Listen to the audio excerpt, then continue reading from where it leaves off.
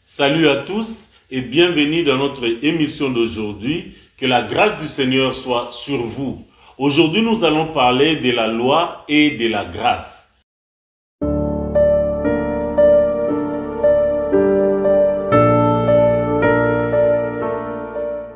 La loi et la grâce ont commencé bien avant Moïse et bien avant même l'apparition de Jésus-Christ sur la terre. Nous voyons cela dans les jardins d'Éden. Dieu donnait la loi à Adam et Ève. Il leur dit que vous pouvez manger de tous les arbres qui sont dans les jardins, mais pas à l'arbre de la connaissance du bien et du mal. Parce que le jour où vous mangerez, vous mourrez. C'est ça était la loi de Dieu.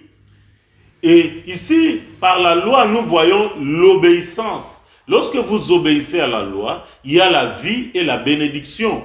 Et la désobéissance à la loi, il y a la condamnation, la malédiction et la punition.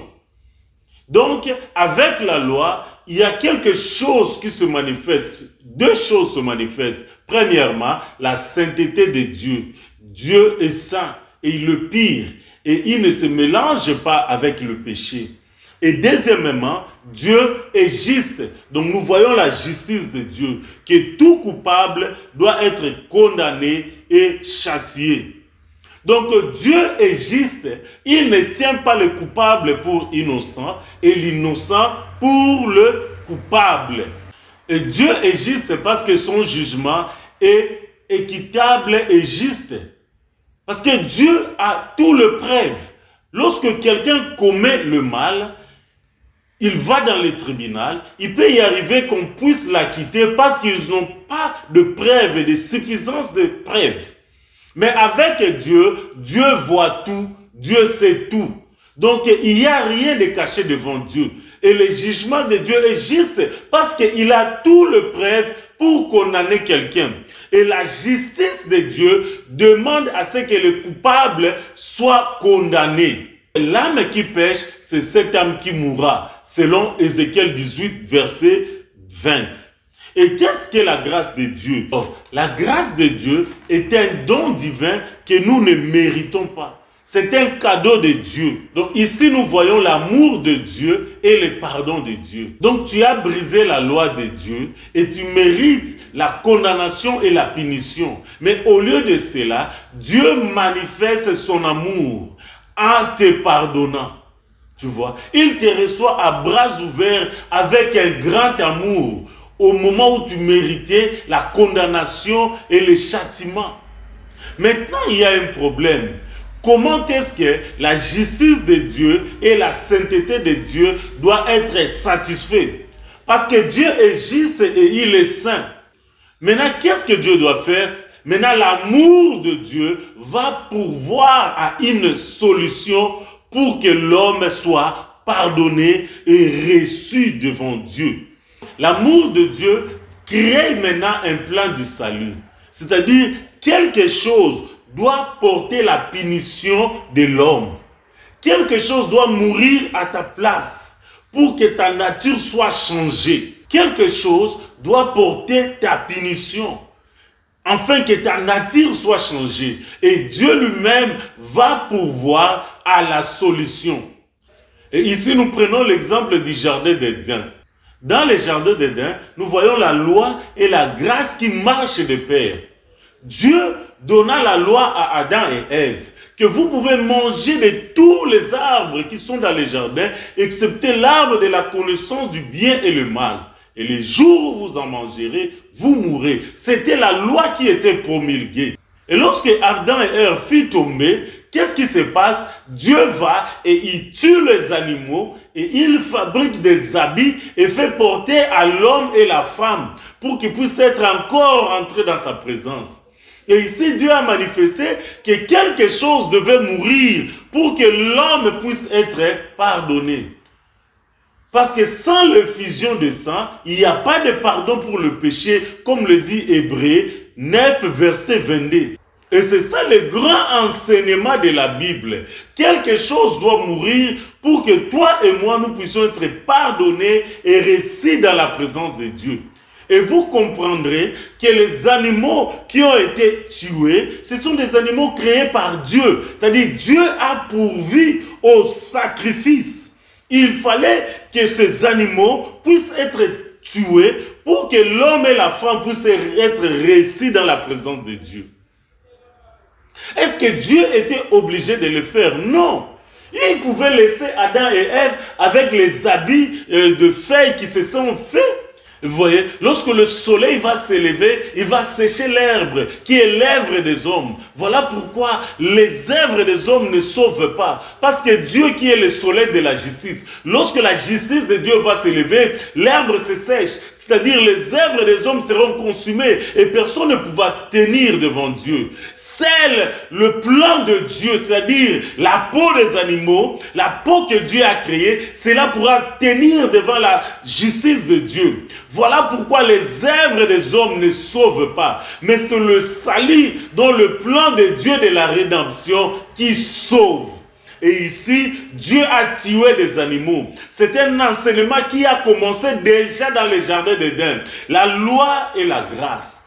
À partir de cet exemple que nous voyons que la loi est venue avant même Moïse. Donc les gens qui vivaient avant Moïse, ils avaient déjà cette connaissance-là de la punition et de la condamnation de Dieu, ainsi que du pardon de Dieu.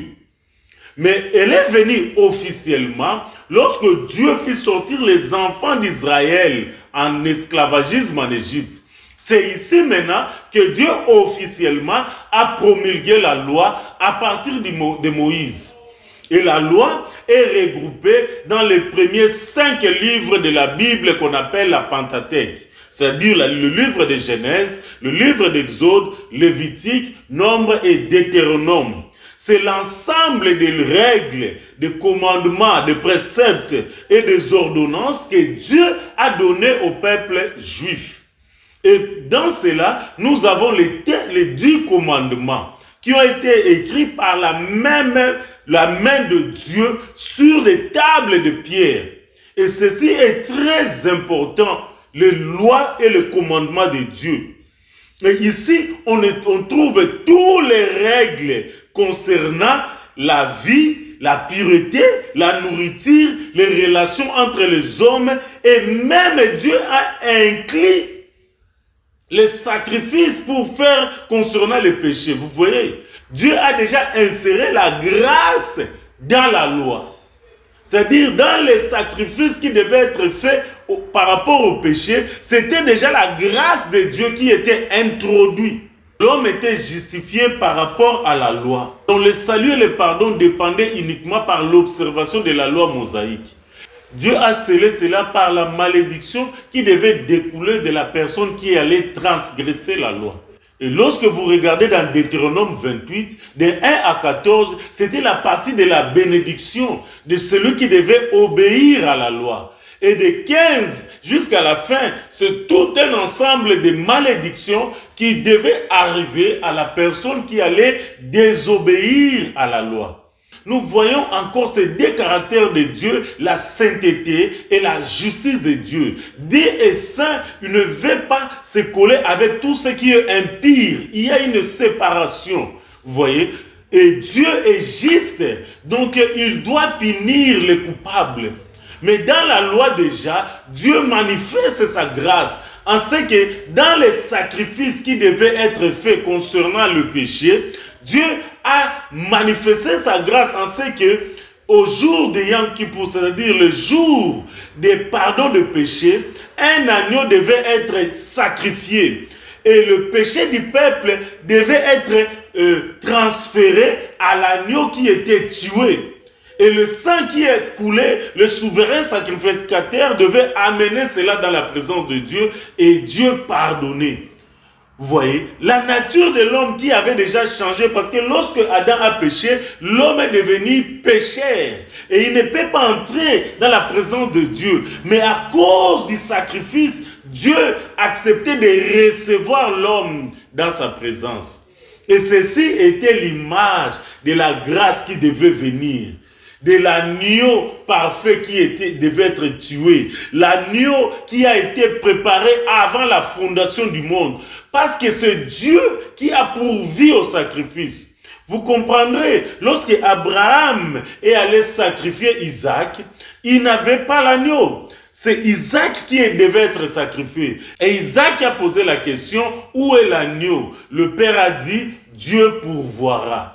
C'est ce que Dieu a fait. Il a pourvu de l'agneau qui est son Fils unique, Jésus-Christ. Lorsque Jean-Baptiste a vu Jésus, il dit, voici l'agneau de Dieu qui ôte le péché du monde. Vous voyez? Donc Jésus est ce sacrifice-là que Dieu nous accorde pour que nous puissions être sauvés. Vous voyez? Nous avons mérité la mort à cause de nos péchés. Parce que tous sont péchés et sont privés de la gloire de Dieu. Mais les dons gratuits de Dieu, ce que nous n'avons pas mérité, c'est la vie éternelle en Jésus-Christ. C'est-à-dire, Dieu nous offre ces cadeaux-là que nous n'avons pas mérités. Et il le fait à cause de son amour. C'est dans son amour que Dieu le fait. C'est dans son amour que Dieu nous fait grâce. C'est cette possibilité-là à tous les hommes d'avoir part à la vie éternelle au moment où nous méritions l'enfer. Et il le fait à cause de son amour. Il pouvait nous laisser comme cela, mais non, Dieu est amour. Dans son grand amour qu'il a fait ces dons-là. Nous ne méritions pas cela. C'est un cadeau que Dieu nous a offert. Et tout ce que nous avons besoin, c'est seulement la foi. Croire à ces sacrifices. Et ici, la justice et la sainteté de Dieu est satisfaite. Parce que lorsque nous recevons Jésus dans notre vie, notre nature est changée. La Bible dit, nous devenons des enfants de Dieu. On n'est plus pécheurs, mais on devient des enfants de Dieu. Et nos péchés sont pardonnés. Ils sont effacés par le sang de Jésus. Et nous pouvons être encore en relation avec Dieu. Toutes les bénédictions nous sont accordées à nous qui méritons la punition. Bien-aimés, il n'y a pas de sacrifice que nous pouvons faire. Parce que le sacrifice a été fait à la croix. Et ça, c'est dans l'amour, dans son amour. Voilà pourquoi nous disons que Dieu est bon. Dieu est tellement bon. Et Dieu est amour. Dieu nous aime, Dieu t'aime.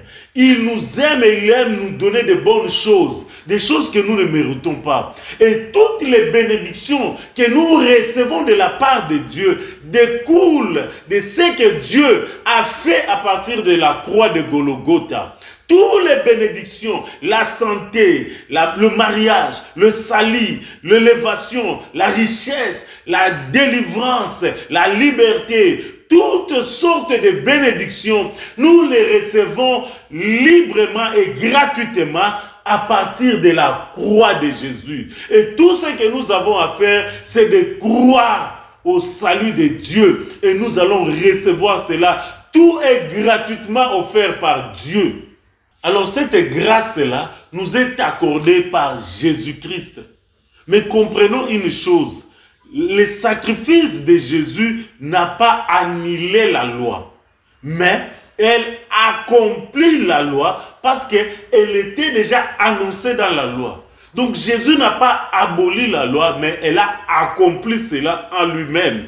Elle a mis fin à la loi. Parce que Jésus a dit, je ne suis pas venu abolir la loi, mais accomplir la loi. Vous voyez? C'est-à-dire la loi a pris fin, c'est-à-dire le sacrifice a pris fin lorsque Jésus est venu. Parce que la loi, c'était comme un conducteur. Elle nous a ouvert les yeux pour comprendre les péchés, pour comprendre ce qui est bien et mal, pour comprendre ce qui est saint et impur. C'est un conducteur qui nous a amenés vers le sacrifice parfait qui est l'agneau de Dieu, qui est Jésus-Christ.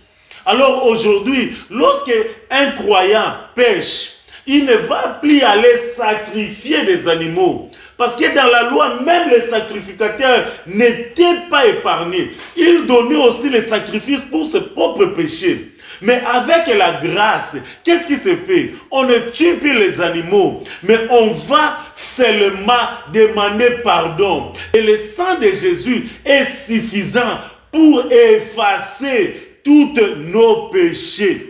Voilà pourquoi nous devons rendre grâce à Dieu à cause de son amour, parce qu'il nous a affranchis de la loi, il nous a libérés, il a enlevé toutes les malédictions qui devaient découler de la loi. Toutes les malédictions tombent à cause du sacrifice de Jésus-Christ. Nous sommes libres, tu es libre au nom de Jésus de toutes les malédictions de la loi. Maintenant, la question de savoir que devient la loi.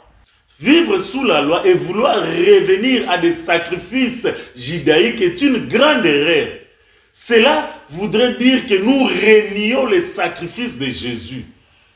Dans la coutume, les traditions, les lois des hommes, lorsque nous revenons et nous voulons pratiquer ces sacrifices et ces rituels, c'est vouloir renier à ce que Jésus a fait à la croix. Voilà pourquoi un chrétien ne peut pas sacrifier quelque chose pour être élevé ou pour recevoir la guérison ou quoi que ce soit, parce que Jésus-Christ est le sacrifice parfait et la fin même de tout sacrifice. Tu ne peux rien sacrifier pour ton élévation, pour ton succès, pour ton mariage, pour ta prospérité. Tout est accompli sur la croix. Donc vous voyez, toutes ces lois-là qui étaient difficiles à l'homme de pouvoir accomplir, il y a quelque chose qui se place. Lorsque Dieu sauve quelqu'un, il change sa nature. Lorsque quelqu'un est né de nouveau, sa nature est changée. Le cœur de pierre qui était difficile à pouvoir accomplir la loi de Dieu est changé à un cœur de chair. Et le Saint-Esprit vient habiter à l'homme et lui rend capable d'accomplir la loi de Dieu. Parce que la loi maintenant est écrite dans le cœur de l'homme. Et l'homme, naturellement, est capable d'obéir à la loi de Dieu avec l'apport du Saint-Esprit. Et l'homme ne donne plus de sacrifices pour être agréé dans la présence de Dieu ou pour être béni ou avoir des bénédictions. Le sacrifice de Jésus est suffisant parce que Jésus a tout accompli. Vous comprenez? Donc la grâce de Dieu, c'est quelque chose de grandiose pour toi et moi parce que ça nous ouvre une porte nouvelle. Et c'est Jésus et ce chemin-là qui nous amène dans la bénédiction de Dieu. Alors, qu'est-ce que nous pouvons retenir de la loi et de la grâce?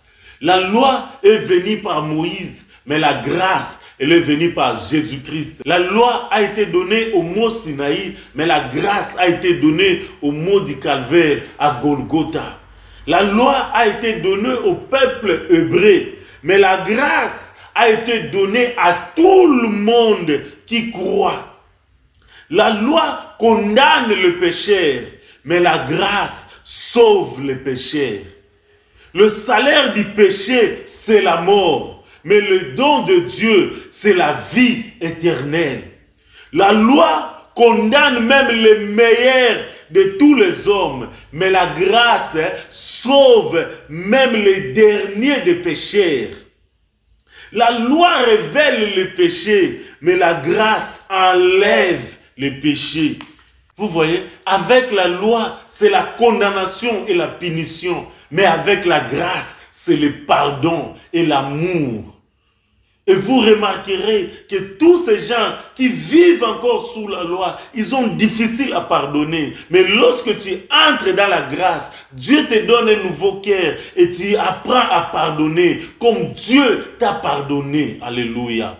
La grâce est venue par Jésus-Christ parce qu'il nous a aimés. Il s'est fait chair et il a habité avec nous pour un but, pour nous sauver. Et lorsque tu crois en Jésus-Christ, tu passes du pécheur au enfant de Dieu, tu passes de la condamnation à la bénédiction et à la vie éternelle.